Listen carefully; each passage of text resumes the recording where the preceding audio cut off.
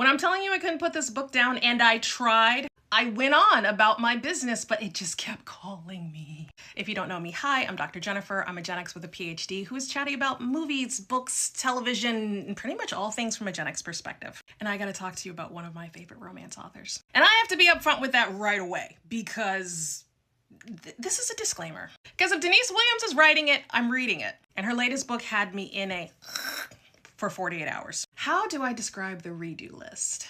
Our young heroine, Willow, has had pretty much the worst breakup ever.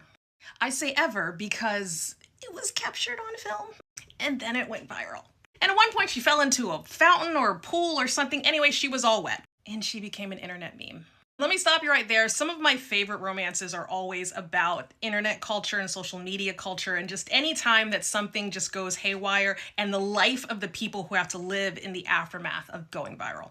Mostly because I don't want that to happen to me. But I'm watching Willow deal with this at the tender age of 24. And she's not handling it well.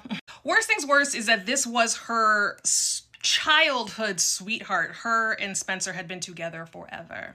And with that childhood sweetness also came having been with the same person for a really long time, having all of your firsts with one person, and a lot of those firsts did not exactly go the way that she would have wanted. In fact, a lot of Willow's life hasn't gone exactly the way that she's wanted, and her at that age, she's looking to just start over. A redo. Enter Big Brother's best friend.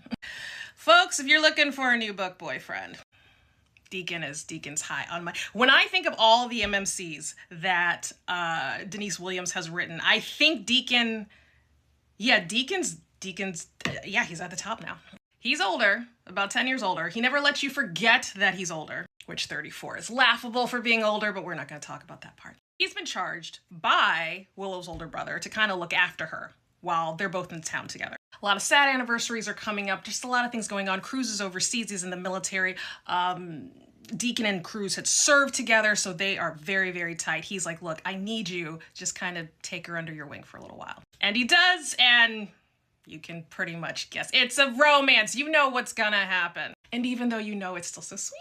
I'm sorry, I don't get giddy about books like this, but I don't know, there's just something about this one that was just, oh, it had my heart. It did. I'm not made of stone. Anyway, Deacon's suggestion is that they, go over all the things that she missed out on in life or that just didn't go the way that she wanted to and just do them over. She makes a list, a redo list. And a lot of it is cute stuff like camping and karaoke. And then there's a page 2 that I can't talk about on here.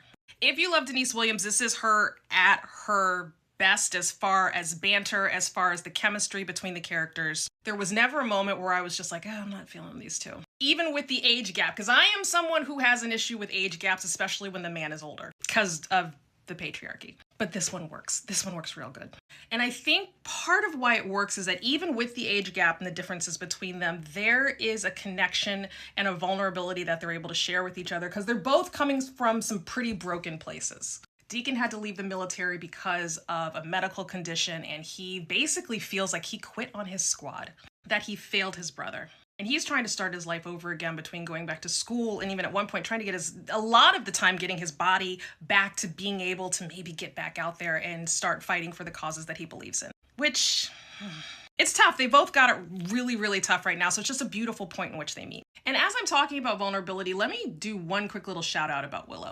I feel like there is a softness that isn't always afforded, particularly to Black women, when we are the focus of a romance. And you get that with Willow. You get that scared 24-year-old who is not all that coordinated and also just very down on herself and just having all these confidence issues. And you just get to see that as opposed to, I don't know, not everything has to be about Black girl magic. That's what I'm saying. Life gets hard for us too, believe it or not.